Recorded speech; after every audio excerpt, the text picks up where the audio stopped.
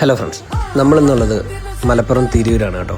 ഇവിടെ ഒരു കിടിലം വർക്കാണ്, ഫിൽട്രേഷനാണ് ചെയ്യാൻ വന്നിരിക്കുന്നത്. നമ്മൾ അവിടെ എത്തി സാധനങ്ങളൊക്കെ ഇറക്കിയപ്പോൾ തന്നെ നല്ലൊരു മഴയാണ് നമ്മളെ സ്വീകരിച്ചത് കേട്ടോ. അപ്പോൾ മഴയെല്ലാം നമ്മൾ നോക്കി നിന്ന് പണി പതുക്കെ തുടങ്ങിയിട്ടുണ്ട്.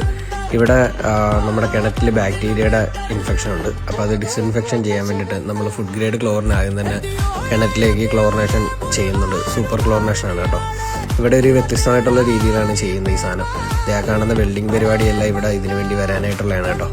മേളിൽ 2 ഇഞ്ച് ലൈൻ താഴേക്ക് ഇറങ്ങുന്നുണ്ട്. അപ്പോൾ നമുക്ക് ഈ ലൈൻ അതിലേ കൊണ്ടുവന്ന് ഈ പൈപ്പിലേക്ക് നമ്മുടെ ഫിൽറ്ററിലേക്ക് കണക്ട് ചെയ്യാൻ വേണ്ടിയിട്ടുള്ള സപ്പോർട്ടായിട്ടാണ് ആ പൈപ്പുകൾ ചെയ്തിരിക്കുന്നത് കേട്ടോ.